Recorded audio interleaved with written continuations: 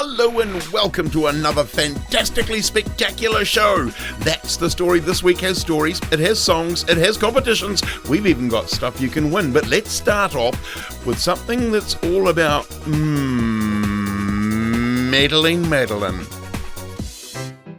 Meddling Madeline was meddlesome. Meddling Madeline meddled in many people's business, and Meddling Madeline meant well by her meddling, but made a muck of every situation she meddled in. Meddling Madeline was meddlesome. Monty Michelson had a medical problem. He had measles, and Meddling Madeline meandered along and made Monty Michelson some medicine made from mud, maggots and margarine. No one ever saw Monty Michelson again after that. Meddling Madeline mucked up again.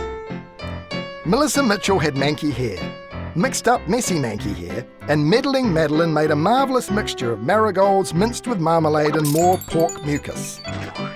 Poor old Melissa Mitchell never had manky hair again. In fact, her mixed up messy manky hair fell out. And Melissa Mitchell was now bald. Meddling Madeline made a mess of it. Morticia Minklestick had a miserable memory. She forgot stuff before you'd finished telling her. She forgot all about Mondays and went stumbling straight into Tuesdays. Mother's Day, mealtime, she even forgot about how meddlesome Meddling Madeline can be when Meddling Madeline came meandering along and had a go at mending Morticia Minklestick herself. She mixed melons and meats and sweat from monkeys' feet and made maggot minestrone and moose-dropping medicine. And Morticia Minklestick drank back the mixture and nothing happened. At first. Where do Martians come from, Meddling Madeline asked, to test Morticia Minklestick's memory. Mars, she replied, and at least something went right for Meddling Madeline. Morticia Minklestick's memory had returned. The fact that she was now purple with pink spots and had two heads instead of one was neither here nor there. That was another problem for Meddling Madeline to figure out another day. So, here's a bit of a competition for you. I've got some prizes for you to win with this as well. Listen very carefully to the clues I'm about to give you. From those clues, try and guess who it is that I'm talking about. Here come those clues. What's his name? What's she called? I think I know who that is. Who could it be? Let's wait and see what the clues are to this quiz. This man was born in Auckland in 1975. He went to Wesley College and grew to be a whopping 1.96 metres tall. He played his first ever international rugby game at the age of just 19, making him the youngest All Black ever. He is recognised as the original global superstar of rugby, creating a sporting sensation from the moment he first stepped onto the international playing field. His biblical name, his stature, his lightning speed, and penchant for running over the top of defenders grabbed attention, leading to a heroic status that few have achieved. He remains the official all-time Rugby World Cup top try scorer with 15 tries. He has 63 All Black caps. This sporting legend sadly passed away in 2015 after suffering a heart attack that was associated with a previously diagnosed kidney condition. He was just 40 years old. What's his name? What's she called? I think I know who that is. So, do you think you know who that might be? If you do, really simple. Pop along to our website, that'sthestory.co.nz. Click on Contact Us and send me your answer from there. First correct answer will be into winning one of these books. Now, let's get into a Norbert and Milo episode. These guys are crazy. Norbert and Milo and outer space. Hi, Milo! I thought I should go somewhere windy for this next joke, but I think it might be too windy. My head's been blown off 6 times already. It's so windy that it's blowing through this watch. Ah, I knew I wasn't imagining it.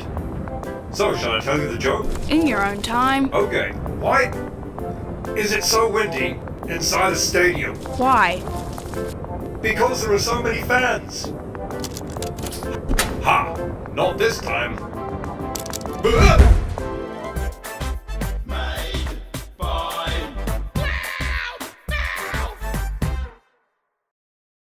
If you would like me to do a shout out to you and your mates, all you have to do is head along to our website, that'sthestory.co.nz. Click on Contact Us and send me a message from there. You never know, I might be doing a little shout out to you and your mates on the next show. Now, this next story is quite terrible. Terry was a bit lonely. You see, he loved people. Every time he saw someone new, he'd go rushing up to them to say hi. But more often than not, the people he was trying to be friends with would run away screaming. Apparently, having a big black and white bull running at you was alarming to some people. Who'd have thought? So Terry tried smiling at new people who passed by his paddock, but that didn't seem to win them over either. Apparently, having a big black and white bull baring its teeth at you was alarming to some people. Who'd have thought?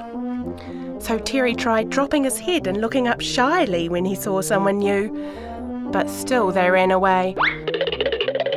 Apparently, having a big black and white bull put its head down and then look up at you makes you think you're about to be charged by that big black and white bull. Who'd have thought?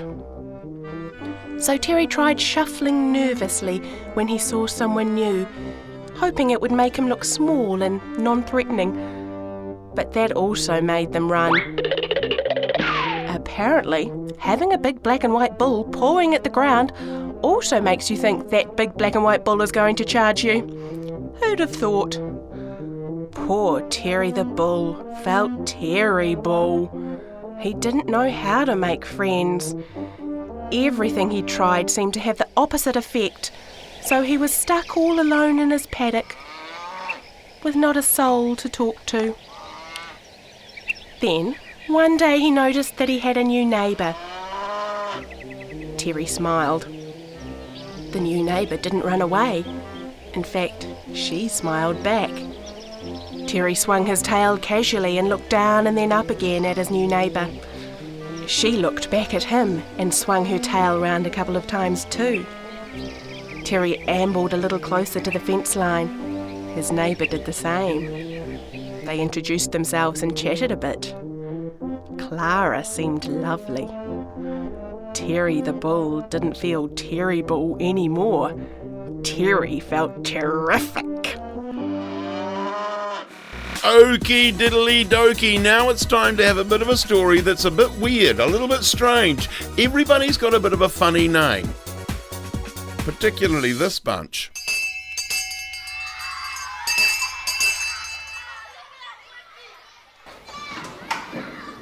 Quiet, please. It happened every day in room 17 of Duple Pop Bay Primary School. Farkas Funkle Duncan. Yes. Snickle Chicken Butt. Yo! One pupil dreaded roll call. Dinky Bottle Fret. Present. He hated it like nothing else. Dumpus Dippin' Chunks. Hiya here. One by one, everyone's names were called out. Zippy Potty Pants. Here. Blobby Batty Tush. Present. Crusty Chuckle Bump. Here. Sleazy Potty Brain. Here. And one by one, they all answered in the same way. Darfus Dippin' Bubble. Yep. Dorky Chuckle Duncan. Yep. It really wasn't anything to be ashamed of. Dorcas Farkle Face. Check. It wasn't anything one should really be embarrassed about. Dumbo Chicken Tush. Yes. But this one little boy dreaded it. Booby Dippin' Sprinkle. Here. Each and every single day. Fluffy Gizzard Chunks. Present. There was nothing he could do. Dumba Gorilla Nose. Here, miss. He swore black and blue he would change it as soon as he was old enough. Sneezy Waffle Lips. Present. But for now, he was kind of stuck with it and he kind of hated it. Dippin' Doodle Pop.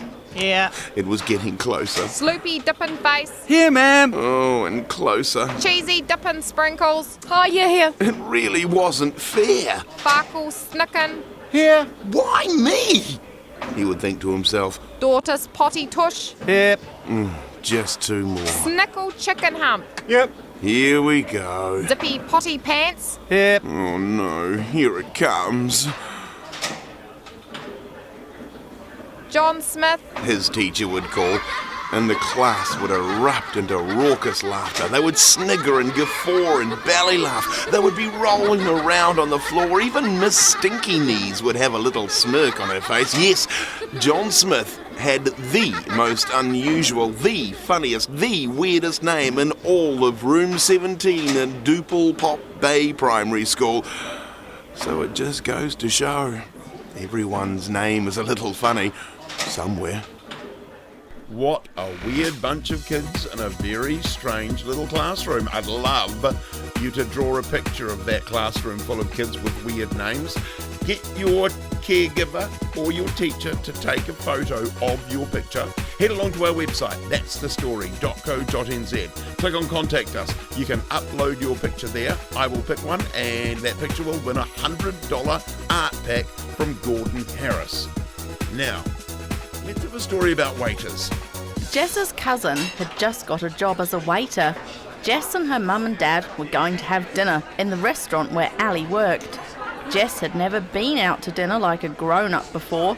She'd had tea round at her friends' houses, and she'd had dinner at her nan's, but she'd never ever been to an actual restaurant, a restaurant that only opened at night time, not a cafe or a fast food place. The restaurant where Ali worked was an expensive adult kind of restaurant, and Jess had been warned to be on her absolutely best behaviour. And, to mark the occasion, Jess had even been allowed to wear her very special party dress. In fact, the whole family had dressed up. This was an auspicious occasion indeed, and Jess was excited as the family car pulled up outside Red Square. Jess held her mother's hand tightly as they entered the restaurant. Her eyes lit up at the expanse of wooden floorboards, the crisp white tablecloths, and the spacious, uncluttered feel of the place. This was definitely a bit flasher than round at Nan's. Jess stared about her. There were lots of people rushing around, looking very serious and wearing black clothes. Jess's mum said that they were the waiters. The woman waiters had very tidy hair and bright red lipstick. The men waiters were also dressed in black and had funny facial hair, just like Ali did, and very shiny shoes. A smiling lipstick lady waiter came over and led Jess and her parents to an empty table underneath one of the large red artworks. She poured the family some water and then went off to get some menus. Jess stared about her again. The waiters seemed to be rushing about all over the place. They were very, very busy. And then, over at a table towards the back of the room, Jess spotted Ali. Jess nudged her mum and pointed out her cousin. Ali was looking very smart. He had gel in his hair and his shirt was tucked in tightly. He didn't look a bit like he did when he was down at the beach or playing rugby with his mates. Ali, however, didn't appear to be waiting to Jess. He was busy, not waiting. He was busy looking after people, fetching and carrying them things, refilling their glasses and chatting. Ali spotted Jess and gave her one of his funny eyebrow raisers. Ali hardly ever said hello anymore. Jess stared and waited for Ali to start doing his waiting job properly. He wasn't waiting at all. In fact, none of the other people dressed in black were waiting either. Jess didn't understand. Surely a waiter's job was to patiently wait. In her notoriously loud manner, Jess voiced her thoughts. "Why aren't the waiters waiting, Mum?" Jess didn't understand why her parents suddenly burst out laughing and Ali gave her a special friendly wink. She didn't understand at all. Surely waiters were meant to wait. That's my lot for another week. I hope you enjoyed the show. I will catch you next week. Until then, ka kite anō. I wanna hear the one about the big old plum tree. I wanna hear the one about the giggly bumblebee. I wanna hear the one about the juggling jumping flea. That's the story that I wanna hear. That's the story, that's the story, that's the story that I wanna hear. That's the story, that's the story, that's the story that I wanna hear.